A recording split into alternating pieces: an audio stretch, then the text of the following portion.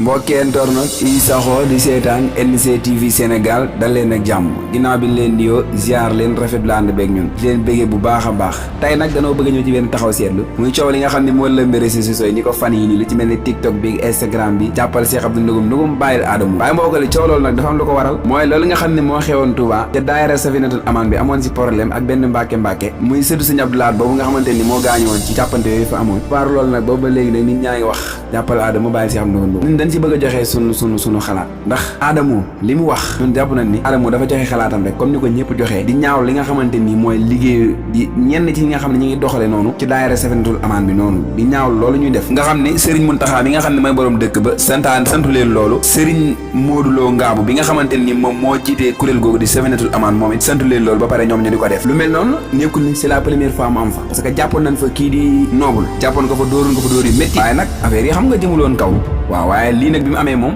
coow li xaw na jóg xanaa ñu dañoo jàpp ni Adamo dafa joxe xalaatam rek comme ni ko ñëpp joxee Cheikh Abdou waaw Adamo dafa joxe xalaatam rek jàpp ni ñoom waa Safinatul Amaan ni doxale noonu du yoon waaw yow nag li ngay sàkku ci moom mooy bañ a wax ci lu jëm ci wàllu murit lu jëm ci yoonu murit Adamo bañ cee yëkkati kàddu Adamo di wax dëgg moom comme ni mu koy waxee rek moom dañ day traité kaay waaw moom lu xew rek daf ciy yëkkati téléphone am wax dafay am ay compte gars yi dafa am ñoo xam dañ koy suivre nag waaw personnellement ñun moom seetaan ko xamuñu li muy doxal waaye nag am na ñoo xamante ni bu Adamo di live dañ koy seetaan direct di moom mooy am ay vie parce que Adamo dafa am ay compte tamit waaw mais kon Cheikh Abdou daal foofu yow lañ fii xaw a corriger tuuti rek noonu nga bàyyi ko moom mu wax moom bu fekkee moom dafa am lu muy wax nga bàyyi ko mu wax bu fekkee dafa am lu xew moom mu joxee ci xalaatam comme ñu ko ñëpp di joxee xam naa nag yow ni nga ko bëgg a xam naa ne yow sa kàddu tamit amul benn loo xamante ni ñaaw na ci ndax yow da nga ne ko Adamo maa ngi lay ñaan di sàkku ci yow nga continuer li nga doon def ci yu ñaaw yi nga doon wone lu mel ni ay awraag yu ñaaw yooyu moom mu dëkkoon doon def am bàyyi lépp loo xamante ni xeetoon ak yoonu Cheikh Ahmadou Bamba yow loolu ngay sàkku ci moom waaye moom tamit moom Adamo wax jooju daf ko xaw a naqari ndax moom jàpp na ni moom lépp lu xew rek da cee war a wax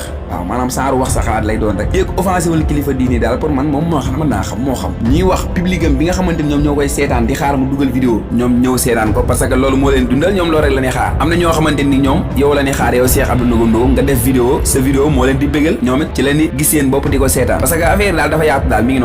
noonu dafa yaatu bu baax a baax kon nag yow Cheikh Abdou yow Adamo jërul nga koy tontu boo ko tontu parce que mbaam bu la wéqi nga wéq ko da ngeen di bokk nekk ay mbaam moom comme dafa nekk ci domaine am di live di saaga nit ñi amul orma ci kenn yow loolu jëru nga koy lijjanti parce que boo ko waxee rek moom day am courage dugg ci yow ba di la saaga yow xam nga di la saaga parce que booba léegi yaa ngi gis mi ngi saaga gul sax nee na dina saaga mais yow bu ko topp bàyyi ko moom mu konne li mu doon def di live am yow nga konne li nga doon def di bégal nit ñi yow ku ne xam na ni sa rôle mooy di bégal nit ñi di leen reetaan loo